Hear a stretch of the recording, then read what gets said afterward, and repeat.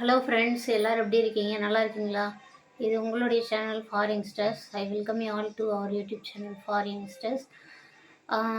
அதாவது இந்த காணொலியில் எதை பற்றி பார்க்க போகிறோம் அப்படின்னா, அதாவது இந்த சேனலில் எந்தெந்த விஷயத்தில் பதிவு பண்ணிட்டு வரேன் அப்படின்னா, என்னுடைய வாழ்க்கையில், என்னுடைய சொந்த வாழ்க்கையில் நடந்த என்னுடைய அனுபவங்களை நான் பகிர்ந்துட்டு வர்றது தான் இந்த யூடியூப் சேனல். சரிங்களா? அது மட்டும் இல்லாமல் அதாவது ஒரு காணொலி நான் யூடியூப்பில் போஸ்ட் பண்ணுறேன் அப்படின்னா, அதில் ஏதோ ஒரு சம்திங், அதில் ஏதோ ஒரு வேல்யூபிளான ஒரு வார்த்தை இருக்கும்.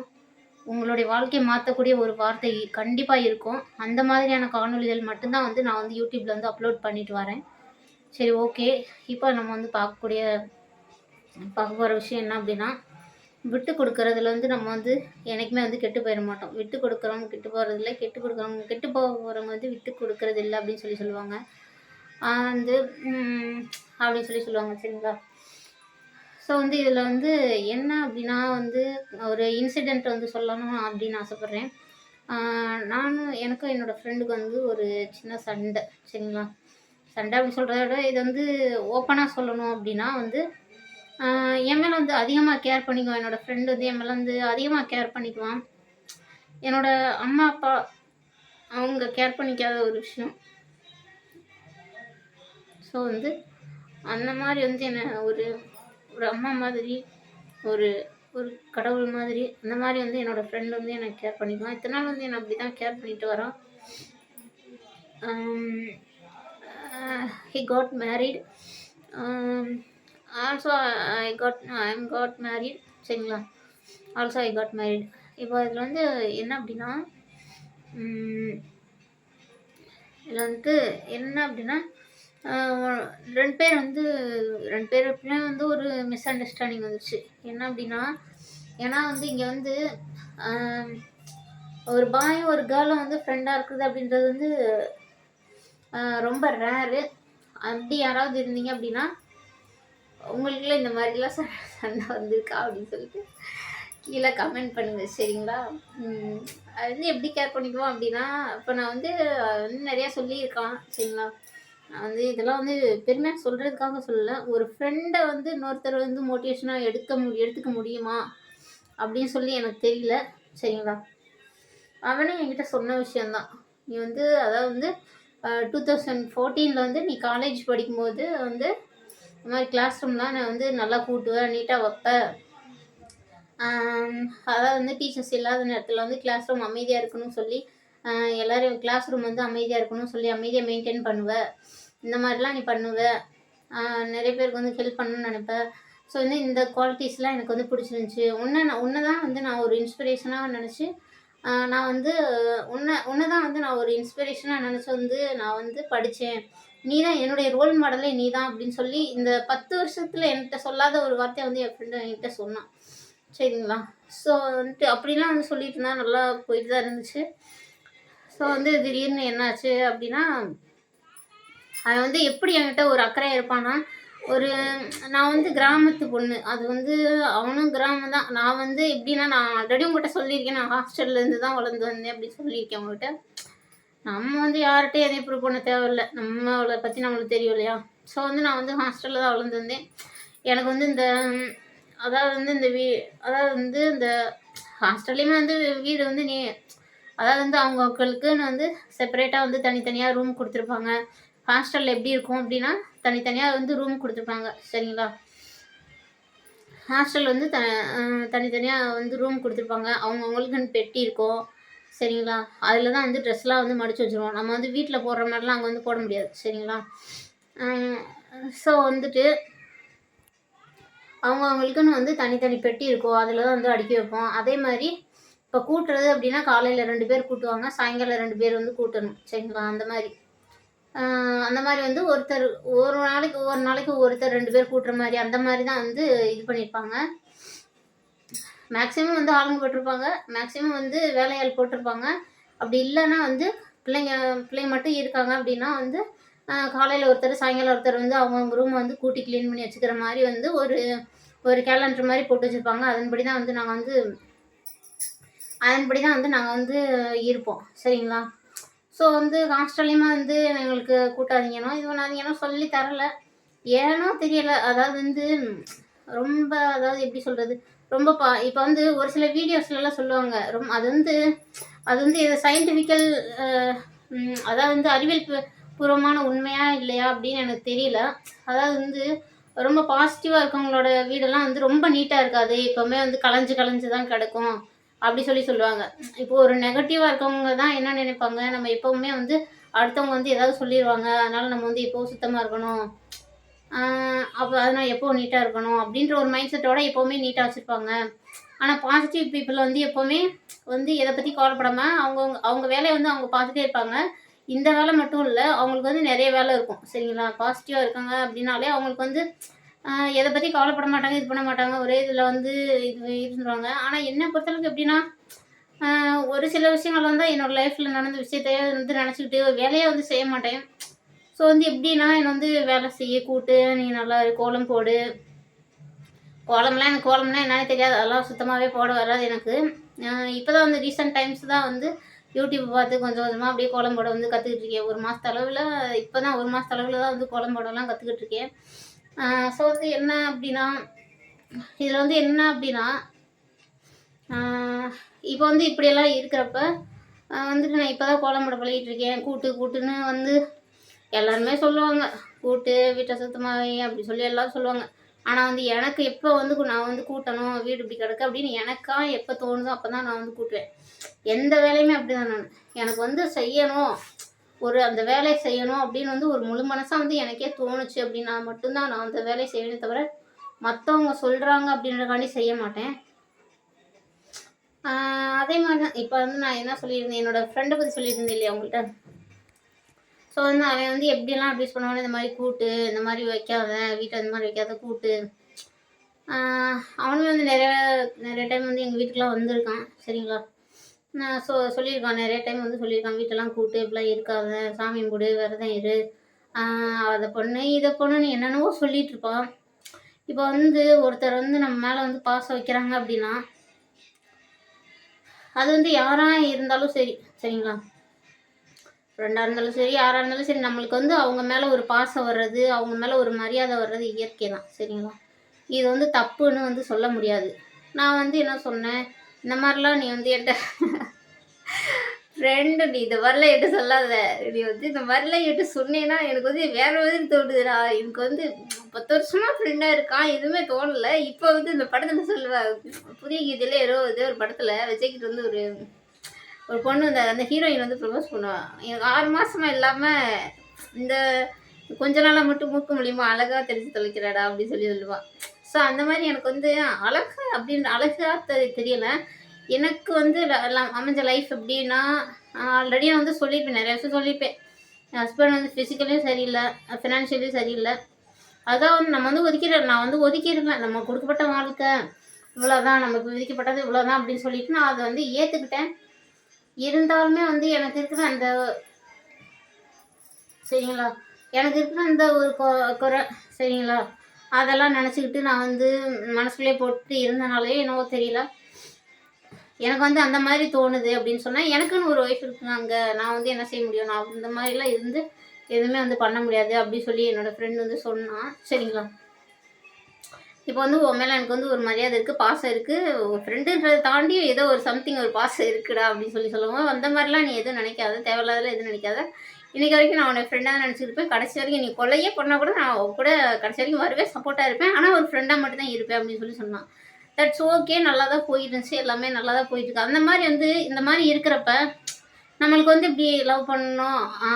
அவன் வந்து இல்ல நான் வந்து லவ் பண்றேன் அப்படின்னு கூட எனக்கு இல்ல. நான் லவ்வுன்னு கூட அத வந்து சொல்ல முடியாது. இப்போ வந்து அப்படிப்பட்ட நீ வந்து என் கூடவே இருக்கணும். அது வந்து ஒரு எப்படி சொல்றது? அது ஒரு மரியாதையான அந்த ஒரு ரிலேஷன்ஷிப் வந்து ஒரு புனிதமாக்கிட்டியா? அத எப்படி சொல்றதுன்னே எனக்கு தெரியல. அது வந்து என்னன்னா, இப்போ வந்து ஒருத்தவங்க வந்து நம்மகிட்ட வந்து நமக்கு அட்வைஸ் பண்றாங்க. நம்மளுக்கு வந்து பாதுகாப்பா இருக்காங்க. இவங்க தான் வந்து இவங்க நம்ம வந்து சேஃப் அண்ட் செக்யூர்டா இவங்க கூட இருந்தா நம்ம சேஃப் அண்ட் செக்யூர்டா ஃபீல் பண்ணுவோம் அப்படின்னு நான் நினைச்சு என் ஃப்ரெண்டுட்ட சொன்னது. "நீ என் கூடவே இருந்தா நல்லா இருக்கும்டா" அப்படின்னு சொல்லி நான் சொன்னேன். வேற எதுவுமே நான் சொல்லல. நான் லவ் பண்றேன்னு சொல்லல, மேரேஜ் பண்ணிக்கிறேன் அந்த மாதிரி எதுவும் சொல்லல. என்னைய மேரேஜ் பண்ணிக்க நான் உன்னை லவ் பண்றேன் அப்படின்னு சொல்லல. "நீ என் கூடவே இருந்தா நல்லா இருக்கணும்னு எனக்கு தோணுதுடா" அப்படின்னு தான் சொன்னேன் நானு. ஸோ வந்து அதெல்லாம் வந்து அவனுக்கு வந்து பிடிக்கல. எனக்குன்னு ஒரு ஒய்ஃப் இருக்காங்க. அவங்களுமே வந்து சண்டை போட்டு பிரிஞ்சு தான் இருக்காங்க. இருந்தாலுமே எனக்கு வந்து அந்த மாரி தாட்லாம் இல்ல. அப்படி இல்ல, இப்படி இல்ல அப்படின்லாம் வந்து சொல்லிட்டு இருந்தான். ஸோ வந்து நான் வந்து என்ன சொன்னேன், ஸோ வந்து "நீ இவ்ளோ பாசமா இருக்க, இவ்ளோ மரியாதை இருக்க. உன் கூட இருந்திருந்தா நான் நல்லா இருப்பேனோன்னு தோணுது. நீ வந்து என் கூட கடைசி வரைக்கும் கூடவே இருந்தேன்னா, இன்னமும் என்ன வந்து நல்லா கைட் பண்ணுவ. இன்னும் என்ன வந்து நல்லா பார்த்துக்குவ" அப்படின்னு சொல்லி என்னோட ஃப்ரெண்டுட்ட வந்து சொல்லிட்டு இருந்தேன். ஸோ வந்து சரி நான் வந்து என்ன சொன்னேன், ஒரு 2, 3 டைம் வந்து நான் சொன்னேன். நான் என்ன சொன்னேன்னா, "நீ என் கூட பேசுறதுனால தானடா எனக்கு இப்படிலாம் தோணுது. என் கூட பேச வேணாம். நீ எனக்கு வந்து கன்சர்னா இருக்க வேணாம் என் மேல" அப்படின்னு நான் சொல்லிட்டேன். ஸோ வந்து அந்த மாரி சொன்னதுனால, "நீ இனிமே பேச வேணாம்" அப்படின்னு சொல்லி நம்பர்லாம் பிளாக் பண்ணிட்டேன். ஸோ வந்து அப்பப்போ வந்து என்னோட இப்போ வந்து லோ விஷன் அப்படின்னா, லோ விஷன்றது வந்து அவன் வந்து எனக்கு எழுதணுன்றது காரணம் இல்ல. எங்க வீட்டுக்காரர் தான் காரணம். அதாவது வந்து ஒருத்தவங்க இருக்காங்க, இருக்கும்போது நீ எதுக்கு சிரமப்பட்டு எழுதுற, செய்ற அப்படின்ற மாரி சொல்லி வந்து என் ஃப்ரெண்டுட்ட வந்து என்னோட ரெக்கார்ட் நோட்டு, சார்ட் இதெல்லாம் குடுத்து அவனே அவனே வந்து எல்லா ஒர்க்கையும் பார்க்க சொல்லிட்டாங்க. ஸோ அதனால வந்து அந்த தேவைக்கு அந்த இதுக்காண்டி ஒரு ஒரு பட்டும் படாம வந்து கொஞ்சம் ஒரு 2, 3 நாள் வந்து பேசியிருந்தேன். இப்போ வந்து சுத்தமா சண்டை வந்துச்சு. என்னன்னா, ம் அந்த மாரி பட்டும் படாம பேசிட்டு இருந்தேன். நான் பிளாக் லிஸ்ட்ல போட்டதுக்கு நான் வந்து பேசாம போனதுக்கு என்ன காரணம்னா, நம்மளுக்கு இந்த மாரி தாட்லாம் வருது. நம்மளுக்கு அதெல்லாம் தேவையில்லாதது. நம்ம எதுக்கு ஒருத்தரோட லைஃப்ப டிஸ்டர்ப் பண்ணணும். அந்த ஒரு காரணத்துக்காண்டி தான் எனக்கு அந்த எனக்கு அதனால தான் நான் பிளாக் லிஸ்ட்ல போட்டேனே இல்ல நம்மளால அவனும் கஷ்டப்பட வேணாம். அவனால நமக்கும் எதுவும் தோண வேணாம். எதுவும் இது பண்ண வேணாம். அப்படின்னு சொல்லிட்டு அந்த காரணத்துக்காண்டி தான் நான் வந்து பிளாக் லிஸ்ட்ல போட்டேன். ஸோ வந்து அதுக்கப்புறம் என்ன, அடுத்த நாளே பிளாக் லிஸ்ட்ல போட்டு ஒரு ஒரு ஒரு வாரம் சரிங்களா? நல்லா தான் டெய்லி என்னதான் பிளாக் லிஸ்ட்ல போட்டாலும் நானா கால் பண்ணி பேசுவேன். என்னதான் இருந்தாலும் ஃப்ரெண்டு 10 வருஷம் ஃப்ரெண்டுல்ல அவ்வளோ சீக்கிரம் விட்டுற முடியுமா? ஸோ அப்படின்னு சொல்லிட்டு நானா வந்து கால் பண்ணி பேசுவேன். அதுக்கப்புறம் வந்து அவன் வந்து அவனும் வந்து நல்லா தான் பேசிட்டு இருந்தான். இப்போ வந்து ஒரு 7 நாள் வந்து ட்ரெய்னிங் அந்த யார் யாருக்கு தெரியும்னு தெரியல. எண்ணும் எழுத்தும் மிட்லைன் சர்வே அப்படின்னு சொல்லிட்டு ஒரு பிஎட் பிள்ளைங்களுக்கு வந்து அப்படின்னு ஒரு ஒர்க்கு குடுத்துருந்தாங்க. சரிங்களா? அதாவது வந்து 1ஆம் வகுப்பு, 2ஆம் வகுப்பு, 3வது இப்ப 1வது, 2வது, 3வது படிக்கிற பிள்ளைங்க வந்து தமிழ், இங்கிலீஷ், மேக்ஸ்ல வந்து எந்த அளவுக்கு வந்து இருக்காங்க. அவங்களுக்கு எந்த அளவுக்கு வந்து எல்லாம் தெரியுது தமிழ், இங்கிலீஷ், மேக்ஸ்ல அப்படின்னு சொல்லி அத அனலைஸ் பண்ணி, அ ஒரு அத வந்து நாங்க வந்து அவங்க என்னென்ன ஆன்சர் பண்றாங்களோ, அத வந்து நாங்க வந்து ஒரு ஆப்ல ஏத்தி அவங்களுக்கு வந்து காமிக்கணும். அதுக்கு வந்து எங்களுக்கு வந்து சம்பளம் வந்து ஒரு நாளைக்கு வந்து ரூ. 300 சரிங்களா? ஒரு 7 நாள் குடுத்துருந்தாங்க. ஒவ்வொரு நாளும் ஒவ்வொரு கவர்மெண்ட் ஸ்கூலு அப்படின்னு சொல்லிட்டு, ஆ திண்டுக்கல் டிஸ்ட்ரிக்ட்குள்ளேயே வந்து எங்க டிஸ்ட்ரிக்ட்குள்ளேயே வந்து குடுத்துருந்தாங்க. சரிங்களா? ஸோ வந்து அந்த மாரி எங்க டிஸ்ட்ரிக்ட்குள்ளேயே வந்து குடுத்துருந்தாங்க. ஸோ வந்து அதுக்கு வந்து காசு ஏத்தி விடுறாங்க. ரூ. 2100 வந்து 7, 3, 21 ரூ. 2100 வந்து காசு ஏத்தி விட்டாங்க அப்படின்னு சொல்லிட்டு, இப்போ வந்து என்ன விஷயம்னா, இன்னொரு விஷயம் என்னன்னா, என் ஃப்ரெண்டு வந்து எங்களோட நம்பர வந்து இப்ப நானும் என் ஃப்ரெண்டு வந்து ரொம்ப தூரமா இருக்கனால, நான் வந்து எங்களோட வீட்டுக்காரோட நம்பர் தான் வாட்ஸ்அப்பா இருந்துச்சு. அந்த வாட்ஸ்அப் நம்பர் தான் எங்க காலேஜ்ல குடுத்துருந்தோம். காலேஜ்ல வந்து குடுத்துருந்தோமா, அந்த வாட்ஸ்அப் நம்பர் தான் வந்து என் ஃப்ரெண்டு வந்து இன்ஸ்டால் பண்ணிட்டு போயிட்டான். ஏன்னா, அந்த வாட்ஸ்அப் நம்பர் வந்து நான் அன்இன்ஸ்டால் பண்ணிட்டு, அவனோட செல்ல வந்து இன்ஸ்டால் பண்ணிட்டு போயிட்டான். ஏன்னா, இது வந்து ஏன் அப்டின்னா, ஏன் அந்த மாரி பண்ணான் அப்டின்னா, எனக்கு வந்து ரெக்கார்டுல வந்து என்னென்ன எழுதணும், எப்படி எழுதணும், என்னென்ன சப்ஜெக்ட்டு, அதனோட கன்டென்ட் என்னென்ன இருக்கு, எப்படியெல்லாம் எழுதணும், ரெக்கார்டு நோட்ல வந்து என்னென்ன எழுதணும் அப்படின்னு சொல்லி காலேஜ் குரூப்லேருந்து அனுப்பிவிடுவாங்க. ஸோ வந்து அத பார்த்து தான் எழுதணும்னு சொல்லி அவன் வந்து அந்த நம்பர வந்து இன்ஸ்டால் பண்ணிட்டு போயிட்டான். சரிங்களா? இப்போ வந்து என்ன பிரச்சனை அப்டின்னா, அ நான் வந்துட்டு ம் அதாவது வந்து நான் வந்து என்னோட ஃப்ரெண்டுட்ட வந்து இந்த மாரி காசு ஏறிடுச்சுன்னு சொல்றதுக்கு தான் கால் பண்ணேன். அந்த காசு வந்து ஏறிடுச்சுன்னா குரூப்ப விட்டு லெஃப்ட் ஆகுங்க அப்படின்னு சொல்லியிருந்தாங்க. சரிங்களா? ஸோ அதனால வந்து நான் வந்து கால் பண்ணியிருந்தேன். ஸோ வந்து என்ன சொன்னான், சாரி சொல்றா அப்படின்னு சொல்லியிருந்தேன். இல்ல நான் வந்து என்ன நான் வந்து இல்ல ஃபர்ஸ்ட்டு வந்து அவன் கால் பண்ணிட்டு என்ன சொன்னான், நேத்து தான் என் கூட பேச வேணாம் அப்படி இப்படின்னு சொன்னேன். நம்பர்லாம் பிளாக் லிஸ்ட்ல போட்டேன். அப்புறம் இன்னைக்கு மட்டும் எதுக்கு நல்லா பேசுற? நல்லா இன்னைக்கு மட்டும் எதுக்கு சிரிச்சு பேசுற? என் கூட இனிமே பேசாத வைக்காதன்னுலாம் சொன்னேல்ல. அப்படின்னு சொல்லி கேட்டான். அதுக்கு நான் என்ன சொன்னேன், "நீ சாரி கேளுடா. நீ இப்படிலாம் சொல்லக்கூடாது. சாரி கேளு" அப்படின்னேன். உன் மேல எல்லா தப்பையும் வச்சுக்கிட்டு என்ட்ட சாரி கேட்க சொன்னா நான் என்ன செய்றது? அப்படின்னு சொல்லி அவன் சொன்னான். நான் என்ன மீனிங்ல கேட்டேன்னா, அ சாரி சொல்றா அப்படி சொல்லி ஒரு ஜாலியா பேசுறது எப்படி? இப்ப வந்து ஒரு ப படத்துல தான் நெனைக்கிறேன். சரிங்களா? விஜய் சேதுபதிட்ட வந்து அவங்க அந்த ஹீரோயின் விஜய் சேதுபதி இன்னொரு ஹீரோயின் நடிச்சிருப்பாங்க. சாரி சொல்றா அப்படி சொல்றப்ப என்ன சொல்லுவாங்க, "சாரி சாரி பொண்டாட்டி புருஷன மன்னிச்சுக்கோ" அப்படி சொல்லி கால்ல விழுவான்ல. அந்த சீனை நினச்சிட்டு நான் என்ன சொன்னேன் அப்படின்னா, சாரி கேளுடா அப்படின்னு சும்மா விளையாட்டுக்கு கேட்டேன். அதுக்கு ஒண்ணு வந்து கோவிச்சுக்கிட்டியா? சரி இனிமே என்ன உனக்கு மட்டும் தான் எனக்கு என்ன நானும் உணர்ச்சி இல்லாத மரக்கட்டையா? நீ நீ உன் உன் தேவைக்குன்னா இஷ்டம்னா ஃபோன் பண்ணி பேசுவ. இல்லைன்னா நீ ஃபோன் பண்ணி பேச மாட்ட. உன் தேவைக்கு நீ பேசுவ. நீ பேசுனா நீ பேசணும், இல்லாட்டி நான் பேசக்கூடாது. நான் வந்து உணர்ச்சி இல்லாத மரக்கட்டையா அப்படின்னு சொல்லிட்டு அவன் பாட்டுக்கு ஃபோனை வச்சுட்டான். சரி நான் என்ன சொல்லிட்டேன் அதுக்கு, நான் என்ன ரிப்ளை வாட்ஸ்அப்பில் போய் ஒரே ஒரு மெசேஜ் மட்டும் பண்ணிட்டேன். இனிமேல் ஒரு ஸ்ட்ரேஞ்சராக கூட நீ இனிமேல் வந்து ஒரு ஸ்ட்ரேஞ்சராக கூட நீ இனிமேல் வந்து தயவு செஞ்சு என்னை மீட் பண்ண வேணாம். இதுதான் நான் உங்கள்கிட்ட பேசுகிற கடைசி வார்த்தை அப்படின்னு சொல்லிட்டு ஒரு மெசேஜ் பண்ணிட்டு கட் பண்ணிட்டேன். இப்போ நான் வந்து இதுலேருந்து உங்களுக்கு என்ன புரியுது அப்படின்னா, என்ன புரியுதுன்னு எனக்கு தெரியல. நான் என்ன சொல்ல வரேன்னா, இது வந்து என்னதான் இருந்தாலும் வந்து அதாவது ஒரு கூட்டை கலைக்கிறது வந்து ஈஸி சரிங்களா? இப்போ வந்து ஒரு கல் எடுத்து விட்டு எரிஞ்சா அது வந்து கலைஞ்சிரும். ஆனால் வந்து அந்த ஒரு பறவை வந்து அந்த கூட்டை கட்டுறதுக்கு எவ்வளோ கஷ்டப்பட்டுருக்கும். ஒவ்வொரு குச்சியாக எடுத்து வச்சு அது வந்து எவ்வளோ கஷ்டப்பட்டுருக்கும். அது எதுவாக இருந்தாலும் ஒரு எறும்பு புத்தா இருந்தாலுமே அது வந்து எவ்வளோ கஷ்டப்பட்டு அது வந்து அந்த புத்தை வந்து கட்டியிருக்கும். அந்த ஒவ்வொரு மண்ணா எடுத்து போங்களாட்டியும் அதுக்கு வாய் எங்கன இருக்குது நம்மளுக்கு தெரியுமா? அந்த அந்த எறும்புக்கு மூக்கு எங்கன இருக்குதுன்னு நம்மளுக்கு தெரியுமா? அவ்வளோ சின்ன உயிரினம் அவ்வளோ பெரிய புத்தை வந்து கட்டுது.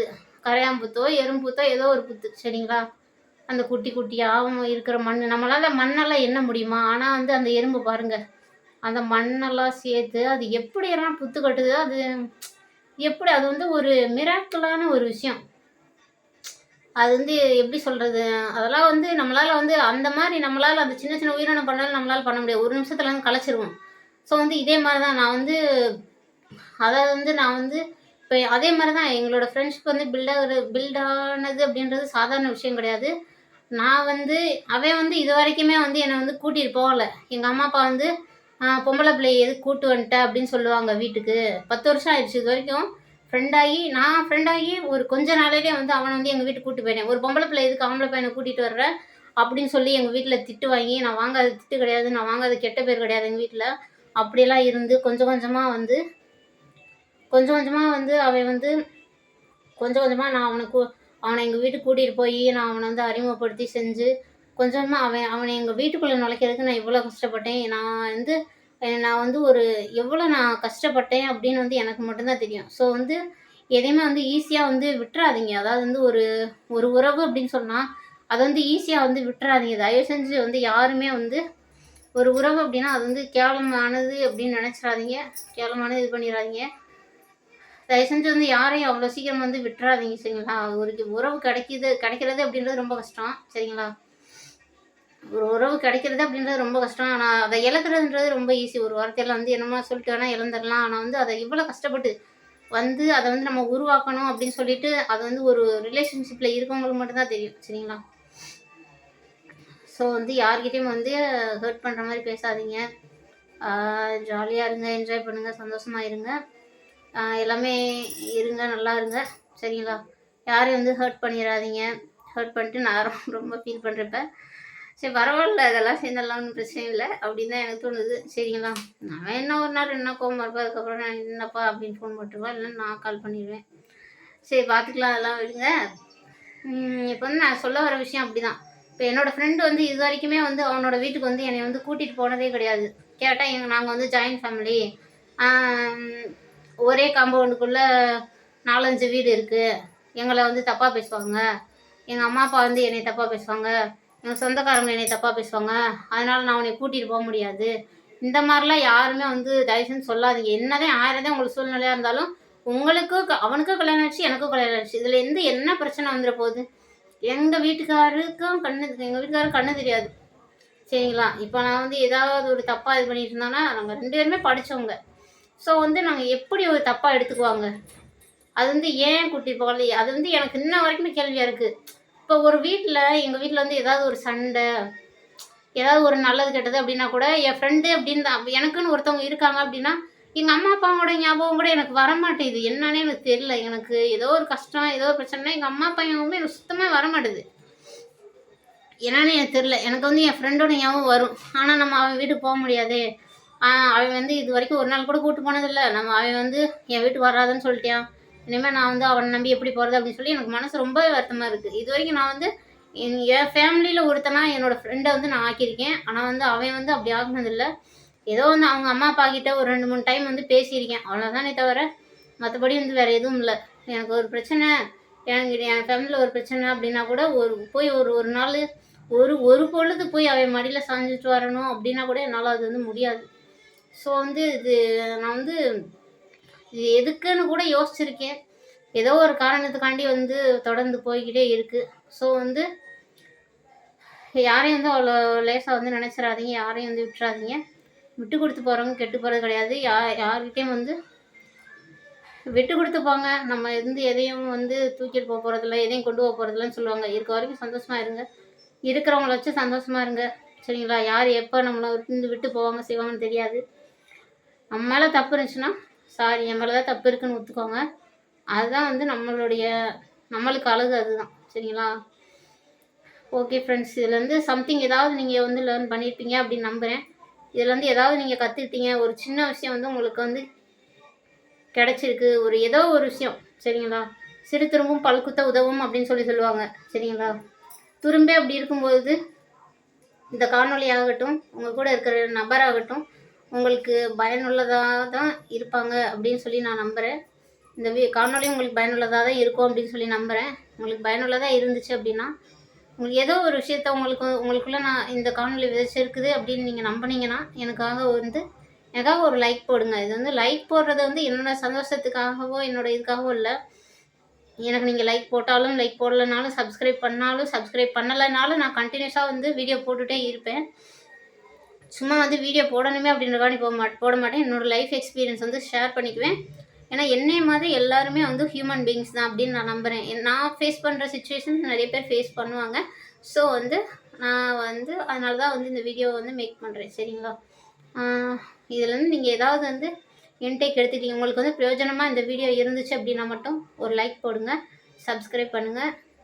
இந்த வீடியோ வந்து நிறைய பேர் ரீச் ஆனால் அவங்களுக்குலாம் வந்து எப்படி சொல்கிறது, அவங்களும் வந்து ஏதாவது சம்திங் இந்த வீடியோவில் வந்து ஏதோ ஒரு விஷயம் வந்து எடுத்துக்குவாங்க அப்படின்னு நீங்கள் நினச்சிங்கன்னா இந்த வீடியோ வந்து லைக் பண்ணி ஷேர் பண்ணுங்கள். நம்ம சேனலை வந்து சப்ஸ்கிரைப் பண்ணுங்கள். கமெண்ட்டில் வந்து ஹார்ட் போட்டுருங்க. பாய்.